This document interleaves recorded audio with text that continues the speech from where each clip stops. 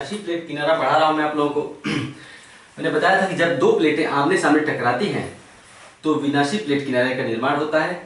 दूसरे शब्दों में हम कह सकते हैं कि विनाशी प्लेट किनारे के सहारे दो प्लेटें आपस में अभिसरित होती हैं अथवा टकराती हैं।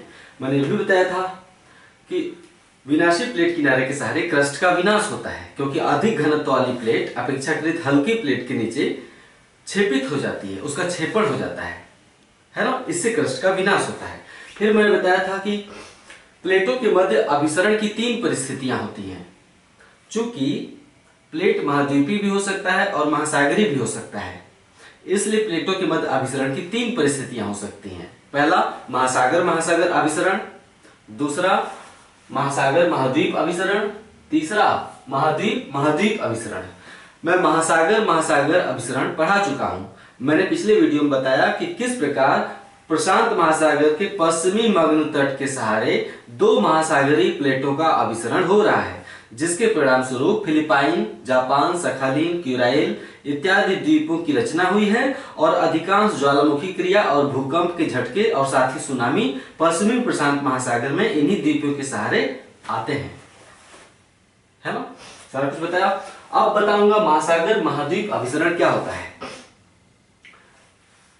तीन परिस्थितियां होती है प्लेटों के मध्य अभिसरण की। दूसरी परिस्थिति है महासागर महाद्वीप अभिसरण। क्यों? क्योंकि प्लेट महाद्वीप भी हो सकता है, महासागरीय प्रकार का भी हो सकता है। तो महासागर और महाद्वीपीय प्लेटों के मध्य अभिसरण का सबसे अच्छा उदाहरण प्रशांत महासागर का पूर्वी तट है, जहां दक्षिण अमेरिकी प्लेट और नजका प्लेट के मध्य अभिसरण की क्रिया हो रही है। ऐसे तो 6 प्लेटें हैं बड़ी। मैंने बताया था कि प्लेटों की संख्या, बड़ी प्लेटों की संख्या 6 है भूगर्भिक प्लेटों की, और छोटी भूगर्भिक प्लेटों की संख्या लगभग 20 है। तो प्रशांत प्लेट जो पैसिफिक प्लेट है, पैसिफिक प्लेट के पूर्वी तट पर दक्षिण अमेरिकन प्लेट है यहाँ पे, है ना। तो पैसिफिक प्लेट का पूर्वी भाग महासागरीय नजका प्लेट कहलाता है। ये एक छोटी प्लेट है। जब आप प्रशांत महासागर के नितल पे देखेंगे, जहां प्लेटों का वितरण दिखाया गया है आपके एटलस में, अपने एटलस को खोलिए जहां मैंने प्लेटों का, पूरे ग्लोब के प्लेटों का वितरण आपको दिखाया था पिछले वीडियो में, उसमें आप देखेंगे कि यहाँ पे दक्षिण अमेरिका के ठीक पश्चिम में एक नजका प्लेट है। मैं आपको दिखा दूं स्पष्ट करने के लिए, ज्यादा अच्छा रहेगा। ये देखिए,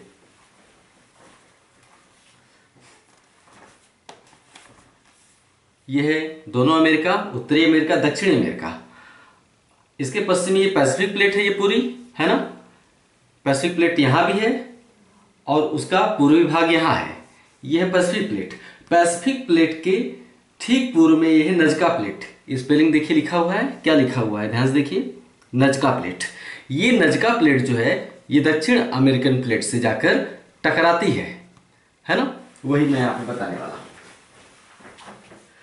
निश्चित रूप से अगर ये नजका प्लेट दक्षिण अमेरिकन प्लेट से टकराएगी यानी अभिसरित होगी, तो कहीं तो इसमें अपसरण भी होगा, यानी पैसिफिक प्लेट से दूर हट रही है, जिसके चलते इस क्षेत्र में कटक है। आप देख के समझ सकते हैं, मैं हमेशा ये जो इस तरह का जो निशान बनाता हूं वो हमेशा कटक की निशानी होती है। तो ये प्रशांत महासागर के तली पे कटक का निर्माण हुआ है, क्योंकि नजका प्लेट पैसिफिक प्लेट से दूर जा रही है। स्वाभाविक सी बात है कि अगर नजका प्लेट पैसिफिक प्लेट से दूर जाएगी तो दक्षिण अमेरिकन प्लेट से टकराएगी, वही क्रिया हो रही है। तो अब स्टार्ट करते हैं। अभी तक मैं आपको बता रहा था कि ये चित्र में बनाया क्या है। तो अभिसरण मैंने यहाँ चित्र के माध्यम से दिखाने का प्रयास किया है, दक्षिण अमेरिकन प्लेट में किस तरह टकराता है, और ये मैंने अनुप्रस्थ काट चित्र के माध्यम से बताया है कि नजका प्लेट अधिक घनत्व वाली है, इसलिए छेपित होकर नीचे चली जाती है। अमेरिकन प्लेट का अग्रभाग संपीड़न बल के चलते विरूपित हो गया है।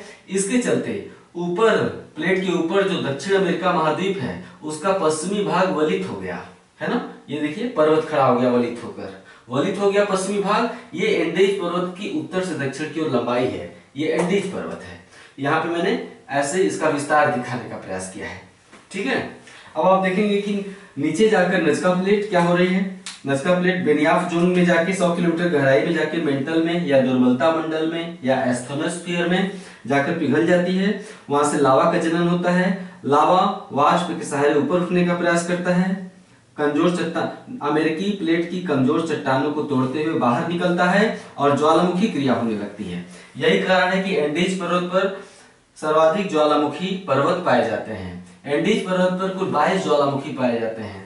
दुनिया का सबसे ऊंचा ज्वालामुखी कौन सा है? इक्वेडोर का कोटोपैक्सी, यहाँ पे है। इक्वेडोर का कोटोपैक्सी दुनिया का सबसे ऊंचाई पर स्थित ज्वालामुखी है। अब आप समझ गए कि ये ज्वालामुखी क्यों पाए जाते हैं? क्योंकि नजका प्लेट मेंटल में जाकर पिघल जाती है, 100 किलोमीटर गहराई में लावा उठता है। तो जब हम नोट्स लिखेंगे तो एक ही बात को हम बार बार नहीं दोहराएंगे। जैसे महासागर अभिसरण में जो बातें मैंने बताई थी कि 100 किलोमीटर की गहराई में जाकर पिघल जाती है, बेनियाफ जोन का निर्माण हो जाता है, फिर लावा ऊपर उठता है, कमजोर चट्टानों को तोड़ते हुए सतह पर प्रकट होता है ज्वालामुखी क्रिया के रूप में, फिर बाद में धीरे धीरे लावा पहाड़ का रूप धारण कर लेता है। एवरीथिंग बार बार बात को दोहराएंगे तो नोट्स बहुत लंबा हो जाएगा, बेवजह हो जाएगा, आपका उत्तर देखने में अच्छा नहीं लगेगा। इसलिए जिन बातों को आप पीछे बता चुके हैं उन बातों का आगे दोहराव नहीं होना चाहिए। क्लियर? बाकी बात तो आप समझ ही रहे हैं। इसको कैसे लिखना है या कैसे समझना है? महासागर महाद्वीप अभिसरण। महासागर महाद्वीप अभिसरण की क्रिया प्रशांत महासागर की पूर्वी तट के सहारे संपन्न हो रही है, जहां अधिक घनत्व वाली नजका प्लेट अपेक्षाकृत कम घनत्व वाली दक्षिण अमेरिकी प्लेट के नीचे अभिसरित हो रही है, या नजका प्लेट का अभिसरण हो रहा है। जहां अधिक घनत्व वाली नजका प्लेट का दक्षिण अमेरिकी प्लेट के नीचे छेपड़ हो रहा है। इस छेपड़ के परिणाम स्वरूप अमेरिकी प्लेट का अग्रभाग संपीडनात्मक बल के चलते विरूपित हो गया।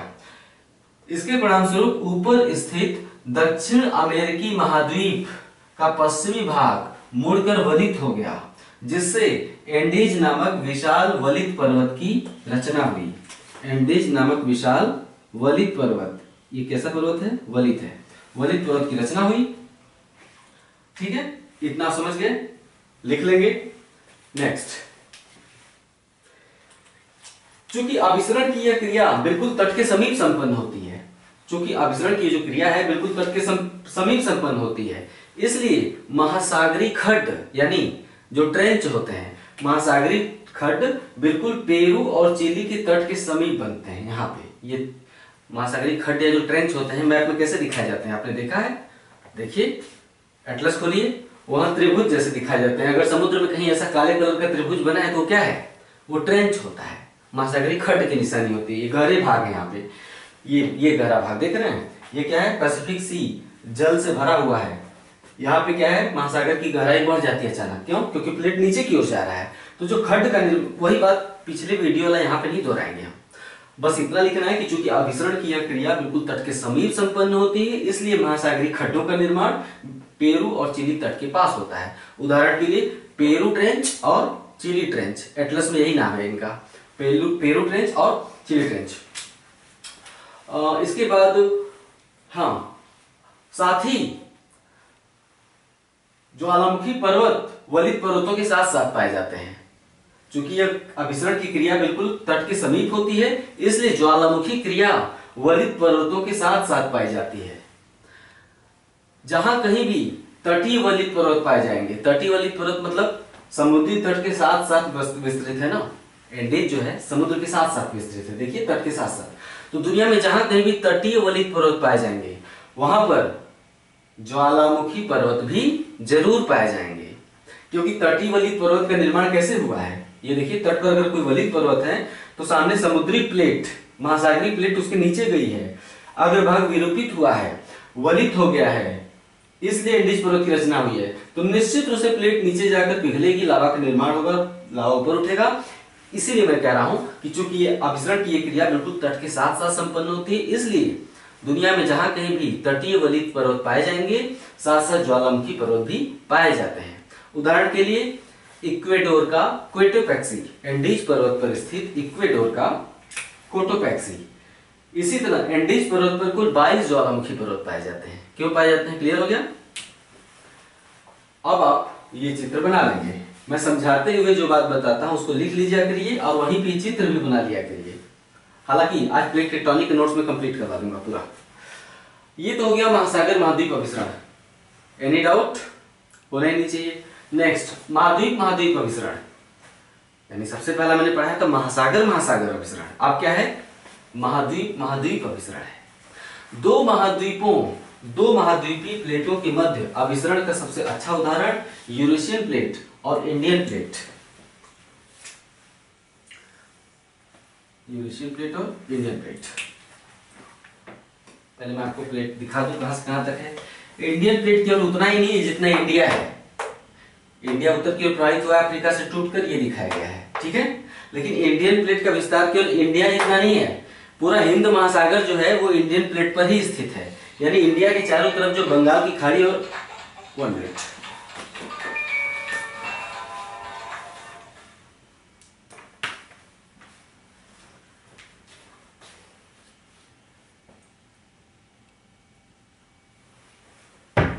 हाँ, पूरी जो बंगाल की खाड़ी और अरब सागर है और हिंद महासागर, वो सारा भाग इंडियन प्लेट है। मैं आपको अभी चित्र में दिखा देता हूं ताकि आपको कोई संदेह न रह जाए। तो इसका मतलब कि जब हम कहते हैं कि यूरेशियन प्लेट मतलब इसके ऊपर एशिया और पश्चिमी यूरोप, ये दोनों यूरेशियन प्लेट के ऊपर स्थित हैं। ये हिमालय का प्रतीक मैंने बनाया है एक तरह से कि यहाँ बीच में हिमालय है, उत्तर में यूरेशियन प्लेट है और हिमालय के दक्षिण में इंडियन प्लेट है। इंडियन प्लेट केवल इंडिया जितना बड़ा नहीं है, ये पूरा का पूरा क्षेत्र अफ्रीका के पश्चिम में इंडोनेशिया तक, ये पूरा का पूरा जो महासागरीय क्षेत्र है वो इंडियन प्लेट पर स्थित है, ठीक है। प्लेट भूगर्भिक होती है, जमीन के नीचे। अब एक चित्र यहाँ पे और बनाना पड़ेगा आपको अच्छे समझाने के लिए। एक मिनट तैयार कर लें, कौन सा चित्र आपके लिए सुटेबल होगा।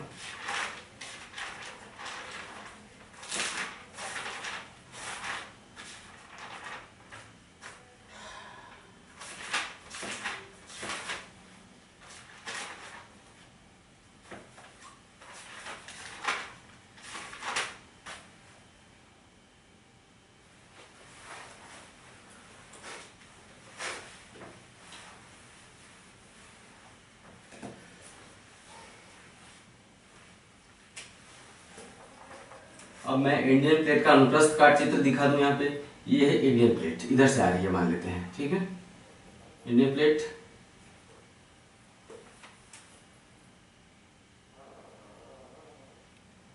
ठीक है।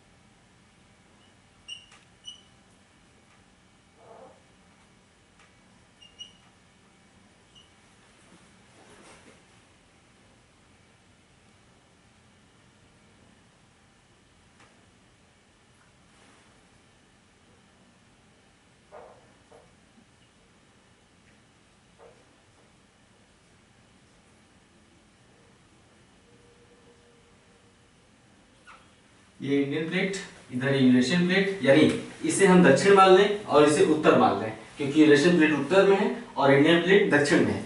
ये जब इंडियन प्लेट आगे बढ़ती है और ये है यूरेशियन प्लेट, ठीक है। ये पूरा का पूरा भाग क्या है, यूरेशियन प्लेट है।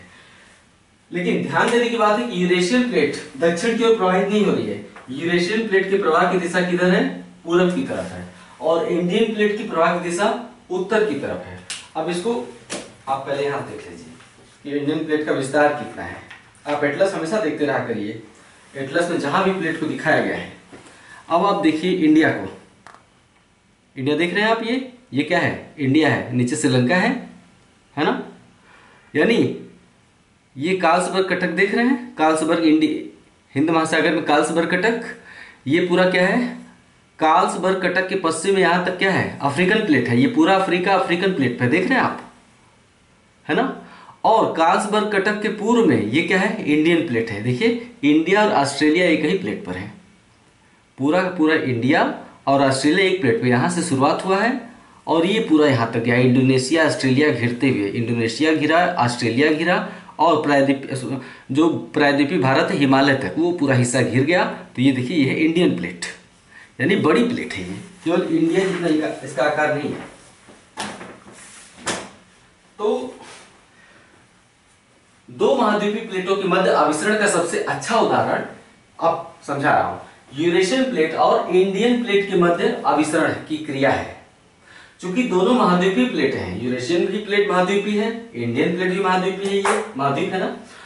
तो चूंकि दोनों महाद्वीपीय प्लेटें हैं इसलिए दोनों का घनत्व और द्रव्यमान एक समान है।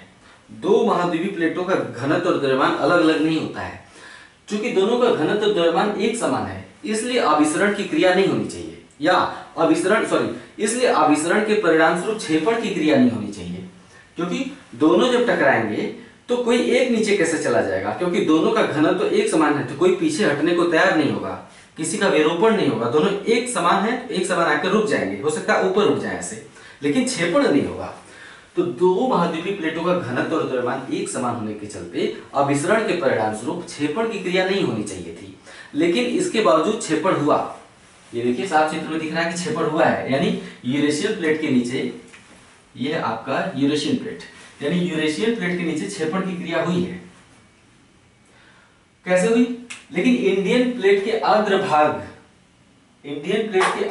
पर टेथिस सागर में, ये जो डॉट डॉट दिखाया गया है ना, ये टेथिस सागर है, लेकिन इंडियन प्लेट के अग्रभाग पर टेथिस सागर में जमा अवसादी मलबे के कारण इंडियन प्लेट का घनत्व अपेक्षाकृत कुछ अधिक था। इस मलबे के चलते, टेथिस सागर में जमा अवसादी मलबे के चलते इंडियन प्लेट का घनत्व अपेक्षाकृत कुछ अधिक था, इसलिए क्षेपण की क्रिया हुई। ठीक है, इसलिए क्षेपण की क्रिया हुई। लेकिन इंडियन प्लेट मेंटल में ना जाकर, मेंटल में जाता तो कैसा हो जाता, लेकिन इंडियन प्लेट मेंटल में ना जाकर, ये देखिए मेंटल में जाता तो इधर जाता ना यहां, लेकिन इंडियन प्लेट मेंटल में ना जाकर यूरेशियन प्लेट को ऊपर उठाकर उसके नीचे समानांतर रूप से फैल गया। ठीक है, इंडियन प्लेट नीचे क्षेपण के परिणाम स्वरूप इंडियन प्लेट मेंटल में ना जाकर यूरेशियन प्लेट को ऊपर उठाकर, ये देखिए ये है यूरेशियन प्लेट, इसको हम नीले कलर से कर दे रहे हैं ताकि समझ में आए।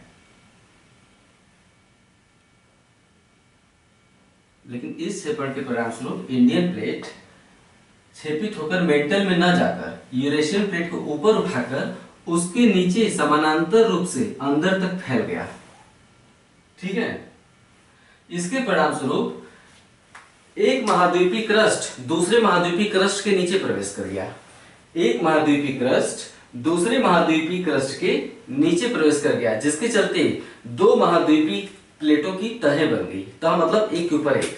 इसके परिणामस्वरूप दो महाद्वीपीय प्लेटों की या दो महाद्वीपीय क्रस्ट की तहें बन गई, एक के ऊपर एक। इसी के परिणामस्वरूप तिब्बत जैसे हिमालय पर्वत के उत्तर में क्या है, ये अगर हिमालय है तो हिमालय के उत्तर में क्या है, हिमालय के उत्तर में ये पूरा भाग क्या है, मैप में देखें आप, हिमालय के उत्तर में तिब्बत है। एटलस खोल के देखिए, अभी एशिया वाला पूरा मानचित्र खोलिए, एशिया वाले में आप हिमालय के उत्तर में देखेंगे तो वहां पे तिब्बत रहेगा। तो इसके परिणामस्वरूप दो महाद्वीपीय प्लेटों की तह बन गई या दो महाद्वीपीय क्रस्ट की तह बन गई। यही कारण है कि हिमालय के पीछे तिब्बत जैसे ऊंचे पठार की रचना हुई। ये देखिए, ये यहाँ पे तो सतह यहाँ पे है लेकिन यहाँ पे ऊंचा उठा हुआ है, क्योंकि दो महाद्वीपीय क्रस्ट की या दो महाद्वीपीय प्लेटों की तहें बन गई हैं। यही कारण है कि हिमालय के पीछे तिब्बत जैसे ऊंचे और विशाल पठार की रचना हो गई। दो प्लेटें आपस में जुड़ गई तो वो स्थल पूरा ऊंचा हो गया वहां पे, इसीलिए तिब्बत पठार का निर्माण हुआ है। हिमालय प्लेट का सॉरी इंडियन प्लेट का ही क्षेपण क्यों हुआ? दो महाद्वीपीय प्लेटें हैं तो यूरेशियन प्लेट का भी तो क्षेपण हो सकता था, लेकिन यूरेशियन प्लेट का क्षेपण होना तो संभव ही नहीं है। क्यों? हमने पहले ही बताया कि यूरेशियन प्लेट का प्रवाह किस दिशा में हो रहा है? पूरब दिशा में, और इंडियन प्लेट का प्रवाह उत्तर दिशा में हो रहा है। तो जो आगे बढ़ेगा उसी का क्षेपण होगा ना, वही तो ढकेल कर नीचे घुसेगा। तो यही रीजन है यूरेशियन प्लेट इंडियन प्लेट के नीचे नहीं घुस पाया, क्योंकि ये तो उल्टा भाग रहा है, इधर जा रहा है और ये इसे दौड़ा रहा है ना। यही रीजन है कि इंडियन प्लेट का क्षेपण हुआ। तो इसको आप ऐसा समझिए कि इंडियन प्लेट का ही क्षेपण क्यों हुआ। इसका एक कारण ये हो सकता है कि यूरेशियन प्लेट पूर्व की ओर प्रवाहित हो रही है, जबकि इंडियन प्लेट उत्तर की ओर प्रवाहित हो रही है, और जिसका जो प्रवाहित होगा उसी का क्षेपण होगा। नेक्स्ट, इंडियन प्लेट जब उत्तर की ओर प्रवाहित हो रहा था, इंडियन प्लेट जब उत्तर की ओर प्रवाहित हो रहा था, तो इसी क्रम में टेथीस सागर में जमा अवसादी मलबे में वलन की क्रिया होने लगी। ठीक है, जब भाई इससे तो बाद में टकराएगा ना, इसे टकराने से पहले ही बीच में क्या आएगा? टेथीस सागर का मलबा आ जाएगा। मलबे में कई करोड़ों सालों से चट्टानों नदियों द्वारा जो बहाए गए अवसाद होते हैं, वो एक के ऊपर दबते दबते मलबा चट्टानी मलबे का रूप धारण कर चुके होते हैं करोड़ों सालों में। तो ये कठोर चट्टानी मलबा बन गया था टेथीस सागर में। जब इंडियन प्लेट उत्तर की ओर प्रवाहित हुआ तो इस पर संपीड़न बल काम किया। संपीड़न बल के चलते क्या होता है? अगर कोई चट्टान ऐसी है तो संपीड़न अगर दोनों तरफ से बल काम करेगा तो कैसी हो जाएगी? चट्टान ऐसी हो जाएगी। क्यों ऐसी हो जाएगी? क्योंकि दोनों तरफ से संपीड़न बल लगेगा तो मुड़कर वलित हो जाएगी और हिमालय की 3 श्रृंखलाओं की रचना होगी, वृहद हिमालय, लघु हिमालय और शिवालिक हिमालय। समझ में आ गया? तो जब इंडियन प्लेट उत्तर की ओर अग्रसरित था तो इसी क्रम में टेथीस सागर में जमा अवसादी मलबे में वलन की क्रिया होने लगी, जिसके परिणाम स्वरूप हिमालय जैसे विशाल वलित पर्वत की रचना हुई। चूंकि इंडियन प्लेट का अभिसरण 3 चरणों में संपन्न हुआ है, इंडियन प्लेट का अभिसरण 3 अलग अलग कालखंडों में संपन्न हुआ है, 3 अलग अलग कालों में, 3 अलग अलग पीरियड में संपन्न हुआ है। यही कारण है कि हिमालय पर्वत पर 3 श्रृंखलाएं पाई जाती हैं, वृहद हिमालय, लघु हिमालय और उसके बाद शिवालिक हिमालय। अब समझ में आ गया कि हिमालय की रचना कैसे हुई है? क्योंकि इंडियन प्लेट का क्षेपण अभी भी जारी है।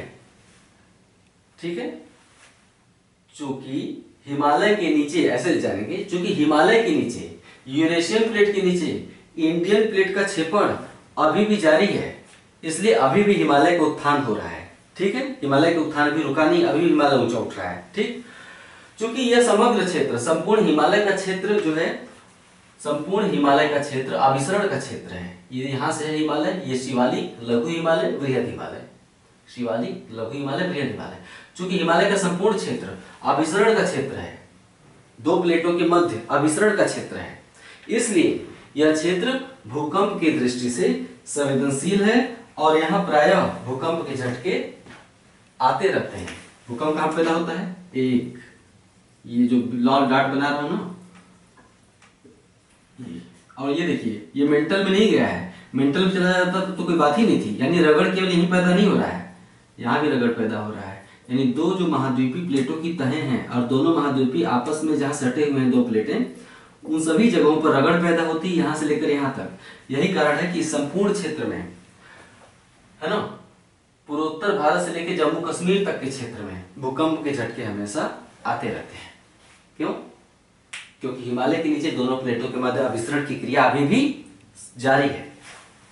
इसको आप एक बार अच्छे से समझ लीजिए, अपने शब्दों में जैसे मन हो वैसे घुमा फिरा के लिखिए। कोई ऐसी स्टाइल नहीं कि नहीं एक ही स्टाइल से आप लिखेंगे, एक बार ढंग से समझिए कैसे भी लिखिए।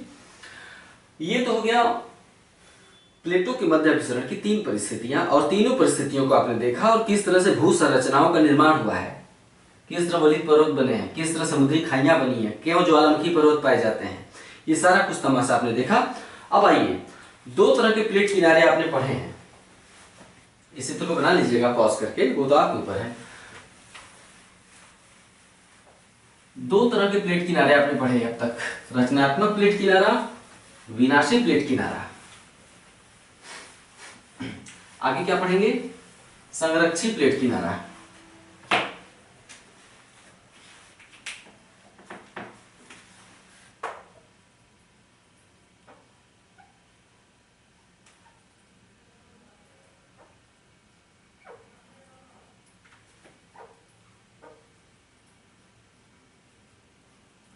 संरक्षी प्लेट किनारा। संरक्षी प्लेट किनारे का नाम संरक्षी क्यों है? क्योंकि इसके सहारे न तो प्लेट का निर्माण होता है, सॉरी, इसके सहारे न तो क्रस्ट का विनाश होता है और न ही निर्माण होता है, इसलिए इसे संरक्षी प्लेट किनारा कहते हैं। मैंने क्या बताया था, जब दो प्लेटों के मध्य न तो अभिसरण हो और न ही अपसरण हो, बल्कि दोनों प्लेटें अगल बगल विपरीत दिशा में खिसके, एक इधर जाए और दूसरा इधर जाए, यानी ना अपसरण हो रहा है ना अभिसरण हो रहा है, बल्कि दोनों प्लेटें अगल बगल सरकती हैं, तो संरक्षी प्लेट किनारे का निर्माण होता है। या हम कह सकते हैं कि संरक्षी प्लेट किनारे के सहारे दो प्लेटें अगल बगल विपरीत दिशाओं में सरकती हैं। ये प्लेट ए है, ये प्लेट बी है, मैं पहले भी बताया था, है ना। संरक्षी प्लेट किनारा, एक मिनट,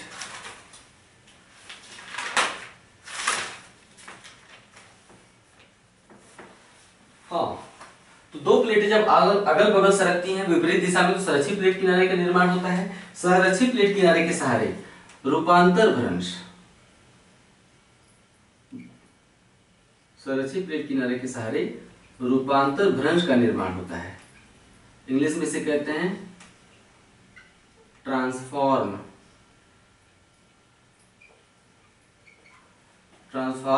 फॉल्ट, ठीक है, ट्रांसफॉर्म फॉल्ट कहते हैं। रूपांतर भ्रंश के सहारे भूकंप के बहुत ही तीव्र झटके आते हैं, यानी दुनिया के सबसे जो ताकतवर महाद्वीपीय भूकंप होते हैं, इन्हीं के सहारे हमेशा आते रहते हैं। इसको हम बीच में ऐसे दिखा सकते हैं, यहाँ पे आप लिख सकते हैं भूकंप का क्षेत्र,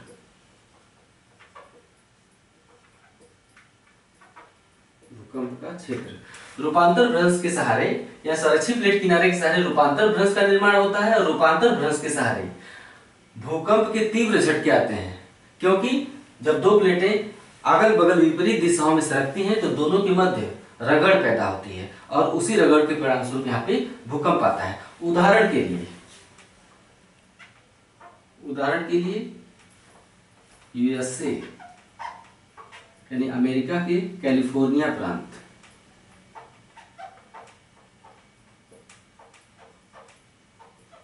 उदाहरण के लिए अमेरिका के कैलिफोर्निया प्रांत का सैन एंड्रियास भ्रंश, ठीक है। रूपांतर भ्रंश का उदाहरण कौन सा है? यूएसए के कैलिफोर्निया प्रांत का सैन एंड्रियास फॉल्ट।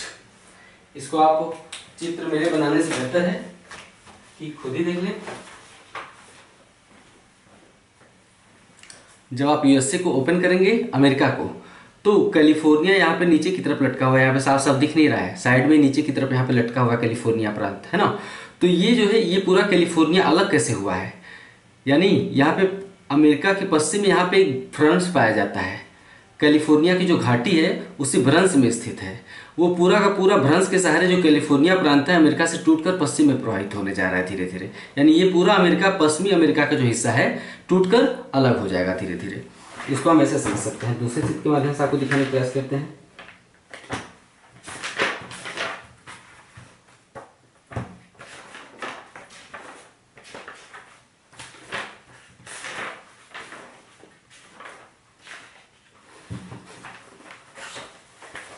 इस चित्र को जरा देखिए, प्राकृतिक ये जो मैप है ना, ये प्राकृतिक मैप आप जब देखेंगे यूएसए का, तो ये दिख रहे हैं कैलिफोर्निया प्रांत, ये दक्षिणी कैलिफोर्निया कहलाता है।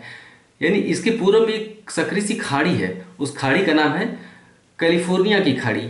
ये दक्षिणी कैलिफोर्निया है, ये आता है मैक्सिको के हिस्से में, ठीक है, यहाँ पे लिखा हुआ मैक्सिको, ठीक है। तो ये मैक्सिको के हिस्से में आता है दक्षिणी कैलिफोर्निया, और ये जो कैलिफोर्निया है यहाँ पे, ये यूएसए के अंतर्गत आता है। कैलिफोर्निया में आप देखिए यहाँ पे पूरा का पूरा ये जो पश्चिमी अमेरिका है लाल कलर से दिखाई दे रहा है, लेकिन कैलिफोर्निया प्रांत बीचों बीच हरे कलर से दिखाई दे रहा है, यानी वो गहरा क्षेत्र है। बहुत ही वहाँ पे गहराई पाई जाती है अचानक से, कैलिफोर्निया की घाटी कहते हैं। बहुत ही पेट्रोलियम की दृष्टि से समृद्ध क्षेत्र है, इसे हम गोल्डन गेट भी कहते हैं। यहाँ पे एक शहर है, उसे गोल्डन गेट कहते हैं। अपने शायद नाम मुझे नहीं याद आ रहा है, वहाँ पे कोई शहर, उसे गोल्डन गेट कहते हैं। तो ये पूरी क्षेत्र जो है पेट्रोलियम की दृष्टि से समृद्ध है, लेकिन यहाँ की बुराई ये है कि ट्रांसफॉर्म फॉल्ट का निर्माण हुआ है। सैन एंड्रियास भ्रंश इसी को कहते हैं, ये जो हरे कलर का क्षेत्र है। तो यहाँ पे भूकंप के तीव्र झटके आते हैं, क्योंकि ये शेष अमेरिका से धीरे धीरे पश्चिमी वाला इलाका अलग होता जा रहा है, दिख रहा होगा आपको, है ना। यहाँ से लेकर टूटने की शुरुआत हुई है दक्षिणी कैलिफोर्निया से, और ये पूरा इलाका एक दिन पश्चिम वाला टूटकर पीछे की ओर प्रवाहित हो जाएगा। शायद मैं आपको समझा पाया हूँ। कल्पना करनी चाहिए, जितना ही बढ़िया कल्पना कर लेंगे ज्योग्राफी ऑप्शन उतना ही आसान लगता है। और जो चीज आपके टीचर बताएं उसे सत्य मान लेना चाहिए, क्योंकि आप पीएचडी तो कर नहीं रहे हैं, हम शोध नहीं कर रहे हैं। हमें क्या करना है, किसी तरह से 150 शब्दों में या 250 शब्दों में वहां जाके अपना उत्तर दे देना है। इस तरह से कुछ चित्र बना देना है ताकि टीचर जान जाए कि विद्यार्थी पढ़ा लिखा है, चीजों को मैनेज कर लेना जानता है। बहुत विशेषज्ञता नहीं दिखानी होती है अधिकारी बनने के लिए। हर कुछ छोड़िए मत, थोड़ा थोड़ा सब कुछ जानिए, यही कुशलता होती है प्रशासनिक अधिकारी बनने के लिए। कुछ भी मत छोड़िए, थोड़ा थोड़ा सब कुछ जानिए, हर क्षेत्र में हाथ आजमाइए। एक तरह से इंसान को वो होना चाहिए, उसकी रुचि में विविधता होनी चाहिए। आप अगर अधिकारी बनना चाहते हैं तो ये नहीं कर सकते कि उसमें मेरी रुचि नहीं है, मुझे उससे मतलब नहीं है। इस तरह का व्यक्ति कुंद कहलाता है, या फिर कह सकते हैं कि अब सटीक वर्ड नहीं मिल रहा है, यानी आपकी रचनात्मकता का जो पटल है उसका बहुत विस्तार होना चाहिए हर क्षेत्र में। इसीलिए आपसे जीएस की अपेक्षा की जाती है। आज सिविल सेवा में सबसे ज्यादा प्रश्न पत्र किसके होते हैं, सामान्य अध्ययन के। वहां इतिहास भी जानना है आपको, और राज्यव्यवस्था भी जानना है, विज्ञान प्रौद्योगिकी भी जानना है ना, सामाजिक व्यवहार का भी अध्ययन करना है, नीति शास्त्र का भी अध्ययन करना है, सब कुछ थोड़ा थोड़ा जानना चाहिए। तो जो वैकल्पिक विषय है वो भी, उसमें भी आपसे ये अपेक्षा नहीं की जाएगी कि आप उसमें शोध करिए। इतना जान लीजिए कि कोई भी सवाल पूछा जाए तो अपनी रचनात्मकता से उसका उत्तर देने की क्षमता आपके अंदर होनी चाहिए, और कुछ नहीं। हाँ, तो संरक्षित प्लेट किनारे के सहारे दो प्लेटें आपस में अगल बगल सरकती हैं विपरीत दिशाओं में। इस प्लेट किनारे के सहारे रूपांतर भ्रंश का निर्माण होता है। रूपांतर भ्रंश के सहारे भूकंप के तीव्र झटके आते हैं। उदाहरण के लिए अमेरिका के कैलिफोर्निया प्रांत का सैन एंड्रियास भ्रंश। इस ठीक है, यहाँ पे दोनों प्लेटों में आपस में रगड़ पैदा होती है। तो ये हो गया संरक्षित प्लेट किनारा। इसके बाद प्लेटों का अध्ययन अब समाप्त। अब हम प्लेटों के बारे में दो बातें पढ़ेंगे। एक, प्लेटों में गतिशीलता का कारण क्या है, इसका संपूर्ण अध्ययन हमने नहीं किया है। अब आगे पढ़ेंगे कि प्लेटों में गतिशीलता का कारण क्या है। उसके बाद प्लेट टेक्टोनिक थ्योरी की कमियां निकाल देंगे कि इसमें किन किन बातों की व्याख्या नहीं कर पाती है। कुछ ऐसी बातें हैं जिसे ध्यान से देखेंगे तो आप इसकी कमी पकड़ लेंगे। अब तक मैंने जो 3-4 चैप्टर प्लेट टेक्टोनिक पे पढ़ा है, उससे आप ध्यान से अगर रिपीट करके पढ़ेंगे तो इसकी कमियों को आप पकड़ सकते हैं, अगर आप कुशाग्र बुद्धि हैं तो। क्योंकि प्लेट टेक्टोनिक थ्योरी कहीं न कहीं चुप है, उसकी व्याख्या नहीं कर पाती है, और जिसकी व्याख्या ये नहीं कर पाती वहां पे चुप है। जिसकी व्याख्या ये थियरी कर ले जाती है वहां पे तो खूब बोलती है, लेकिन जिसकी व्याख्या नहीं कर पाती वहां पे ये चुप हो जाती है। आप ध्यान से अगर सारे वीडियो देखेंगे तो इसकी कमी को वैसे भी पकड़ सकते हैं आप। और साथ में प्लेटों की गतिशीलता का कारण भी हम पढ़ेंगे। लेकिन सबसे पहले प्लेट टेक्टोनिक थ्योरी में अब तक मैंने जो 3-4 वीडियो पढ़ाया उस पर नोट्स आपको देना जरूरी है। यानी प्लेट टेक्टोनिक थ्योरी के जो तीनों प्लेट किनारे हैं, रचनात्मक, विनाशी और संरक्षित प्लेट किनारा, इस पर समग्र नोट्स में आपको लिखवा दूं। उसके बाद में प्लेटों की गतिशीलता का कारण बताऊंगा, फिर प्लेट टेक्टोनिक थ्योरी की कमियां बताऊंगा। तो अगले वीडियो में जस्ट मैं इसका आपको नोट्स लिखवाता मिलूंगा प्लेट टेक्टोनिक का। नमस्कार।